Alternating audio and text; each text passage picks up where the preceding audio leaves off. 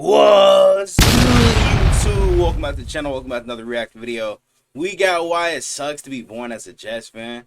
Let's check this You're out. born in Long Island, New York, to a family of generational Jets fans, and just That's like tough, bro. I that, ain't gonna your lie. life of suffering begins. It's 2009. Rookie Mark Sanchez Well, let me is the turn this quarterback. fan off real The quick. Jets finish 9-7 and make a surprise run to the AFC Championship. In 2010, they improve to 11-5 and get there again. 2 straight years, 1 game away from the Super Bowl. Led by a dominant defense and a run-heavy offense, the team feels close. But you don't remember it. You're too young to fully understand football. Too young to know what it means to have a team that competes in January. What That follows sucks, isn't though, bro. progress. I ain't It's gonna lie, collapse. I couldn't imagine not seeing my team be competitive, bro. That's just me, gang. You know what I'm saying? I feel bad for Jets fans, Panthers fans, shit, hell, Lions fans. They still haven't won a ring yet. Definitely, bro. Actually, fuck Browns fans, bro. They deserve it, bro. They fan base is horrible. You know what I'm saying? But Next 15 years, God the Jets damn. won't return to the playoffs. And what began as promise slowly becomes the longest postseason drought in the NFL. So, how did it fall apart? How does a team get that close to a Super Bowl twice, only to vanish from relevance for over a decade? 2011 to It's all 2014, a front the office hangover. organization After thing, 2 bro, I straight feel like. AFC championship appearances, the Jets come down hard. The roster weakens, the quarterback situation unravels, and the locker room starts to splinter. What felt like a window quickly slams shut. In 2011, the team finishes 8-8. Mark Sanchez regresses, throwing 18 interceptions on the God year, damn. and the offense struggles to move the ball consistently. Still, the Jets head into Week 17 with a shot at the playoffs. All they have to do is beat a 5-10 Dolphins team, And they couldn't but do that. instead, they collapse. Of course, Sanchez throws 3 interceptions. The offense turns the ball over on 3 straight fourth-quarter drives. Players reportedly ignore coaches during timeouts. Santonio Holmes, the team's captain, is benched mid-game after arguing in the huddle. The season What? ends not just in failure, but in open dysfunction. In 2012, the front office doubles down on Mark Sanchez and then trades for Tim Tebow. Not to start him, not to replace Sanchez, just Okay, to bro. exist. So you go from a fucking draft bust in Mark Sanchez trading for another draft bust in Tim Tebow to have him sit on the bench. Only the Jets could do that, bro. Only Not their to start him, organization. not Nigga, to replace what? Sanchez, just to exist. He's used in Like, that's why I feel occasional bad for wildcat like some of the packages, punt great protection players they've units. had over the last like decade or so. Darrell Reeves. I wish he would have been drafted by another team, bro. You know what I'm saying? He definitely deserved the ring. Who else? I feel bad. Garrett Wilson, I feel bad for, bro. You know what I'm saying? Quinnen Williams. Who else? Who else, bro? I feel like there's a lot more players that they wasted their career, their potential by just, you know what I'm saying, being a shitty franchise. And as a walking media circus, it's chaos. Sanchez plays poorly, 13 touchdowns, 18 interceptions, and the offense ranks near the bottom of the league. Fans call for Tebow, but he's never truly given a chance. By week 15, things are so bad, the Jets start Greg McElroy over both of them. Who? They finish 6-10. In 2013, Nigga, last name the Jets McElroy. officially reset. The Tim fuck? Tebow is cut, and Geno Smith is drafted in the second round to develop behind Mark Sanchez. But that plan unravels almost immediately. In the third preseason game, Sanchez is stupidly put into the game behind the backup offensive line and takes a hit that ends his season. God With damn. no other real option, Why, Geno bro? Smith is named the starter. He flashes some potential, game-winning drives, mobility, but it's buried under inconsistency. He throws 21 interceptions. That stays with him to this day too, bro. Inconsistency. That nigga, he gonna throw for like a good like 300, 400 yards, but he also gonna throw for like 2-3 picks too, gang. Loses 8 fumbles. Like, you and finishes cannot with win one for of the losing with lowest Geno passer Smith. ratings Like, in the real league. shit. The Jets go 8-8, but it doesn't feel like progress. In 2014, any remaining optimism fades. Geno Smith returns as the starter, but struggles continue. He throws 3 interceptions in the season opener and never finds consistency. The offense finishes 28th in scoring. Michael Vick is brought in mid-season, but he's far from his prime and barely more effective. The team Jets finishes and Titans are where 4-12. careers go to die, The bro. defense underperforms. The offense is one of the worst in the league.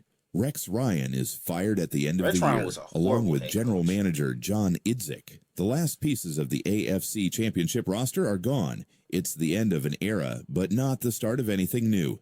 Just a reset. By now, you're 5 years old. All you've ever known is losing. No playoffs, no star quarterback, just new coaches, new excuses, and the same results. And then, just when you stop expecting anything, they give you a reason to believe. 2015 to 2018, false hope. For a brief moment, it feels like things might finally turn around. A new quarterback, a few surprising wins, and just enough success to believe again. In 2015, the Jets surprise everyone. First-year head coach Todd Bowles brings structure. Ryan Fitzpatrick takes over at quarterback, and the offense clicks. Brandon Marshall and Eric Decker form one of the league's best receiving duos, and the team wins 10 games. Heading into Week 17, they're one win away from the playoffs. But with everything on the line, Fitzpatrick throws 3 interceptions against the Bills. The season ends at 10-6. Wow. No playoffs, no miracle. It's the best Jets season in a decade, and it still ends at heartbreak. I don't think the Jets have won a playoff game since the year 2000, if I'm not mistaken, bro. That's sad. 2016, the hope disappears fast. Fitzpatrick returns, but the magic is gone. He throws 17 interceptions in just 14 games, and the offense struggles to move the ball. Todd Bowles' second year brings regression across the board. The team finishes 5-11. The locker room fractures. Brandon Marshall leaves after the season. Any momentum from 2015 is gone. It's clear now. 2015 wasn't a turning point. It was a brief pause in a longer decline. In 2017, the Jets move on from Ryan Fitzpatrick after a disastrous 2016 season. With no clear future at quarterback, they turn to 38-year-old journeyman Josh McCown, his 8th NFL team. The roster is stripped down and expectations are rock bottom. But instead of tanking, the Jets win just enough games to stay in limbo. They finish 5-11. In 2018, the Jets draft Sam Darnold 3rd overall, hoping he's the long-term answer at quarterback. He starts week 1 and shows flashes of potential, but also inconsistency, turnovers, and injuries. The team finishes 4-12. Todd Bowles is fired. Darnold's rookie year ends with more questions than answers, and the Jets head into another offseason without direction. What was supposed to be a rebuild ends the same way every era seems to, with more rebuilding. You're now 9 years old, and honestly, I just feel sorry for you. You've grown up thinking this I'm is gonna keep what it a buck. is. I know kids probably got teased in school for being Jets fans, bro. I ain't never had to deal with that, but bro, imagine, you know what I'm saying, you having a debate with somebody and be like, nigga, you a Jets fan, bro. You don't know shit about a Super Bowl, nigga. Bro, I would start crying. I'm gonna keep it a buck. I would keep it a buck, bro. I would start crying. Supposed to be bad quarterbacks, coaching changes, empty promises. Every season like what do you say? hope what do you say to that? Ends with regret. There's no comeback. And somehow, it's about to get even worse. In 2019, the Jets hand the keys to Sam Darnold and bring in Adam Gase as head coach. It goes wrong almost immediately. Darnold misses 3 games with the kissing disease. When he returns, he's mic'd up saying he's seeing ghosts during a 33-0 loss against the Patriots on national TV. Yeah, they finish 7-9, but it's a hollow record. The offense is one of the worst in the league, and it's already clear Gus might be the wrong guy for the job. In 2020, the Jets hit rock bottom. The team starts 0-13. The offense is unwatchable. Adam Gase is clearly in over his head, and Sam Darnold regresses hard. Fans root for losses just to secure the number 1 pick and a shot at Trevor Lawrence. But in Week 15, the Jets beat the Rams, blowing their chance at the top pick. They finish 2-14. Gas is fired. Darnold is done. It's one of the worst seasons in franchise history. In 2021, the Jets draft Zach Wilson 2nd overall and hire Robert Saleh as head coach. I feel like Zach Wilson might have like a Sam Darnold, Baker Mayfield type, you know what I'm saying, rise, bro. Because you can't trust Tua to stay healthy for shit anymore, bro. So if he does somehow go down with another injury, bro, and he steps up and takes them to the playoffs, we might have to start having that talk about Tua, bro, and just the Jets as a you know what I'm saying, a franchise in general, and them not being able to develop quarterbacks, bro. System and another attempt at a rebuild. Wilson struggles immediately. He throws more interceptions than touchdowns. misses time with injury, and never looks comfortable. The offense is still one of the worst in the league. They finish 4-13. In 2022, the Jets build a strong defense and add real offensive talent. Rookie wideout Garrett Wilson shines. Breece Hall looks electric before his injury. For a while, it works. They start 6-3 and look like a playoff team. But Zach Wilson doesn't improve. He's benched twice. The locker room turns on him, and the offense collapses down the stretch. They finish 7-10. The defense is playoff ready. The quarterback isn't. Another season wasted. He fucked his best friend's birthday, mom. but you look 40. I believe that was the Years case. of quarterback disasters and fourth quarter collapses have aged you dramatically. You've never seen a playoff game, and another season or two like this might finish you off entirely. 2023 to 2024. False hope, too.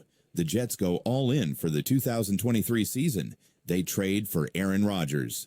Super Bowl talk I wouldn't starts. blame a Jets National fan for media buys bandwagoning in, another team, and then bro. 4 snaps later, they need a win in life. Rodgers tears his Achilles. The season ends before it even begins.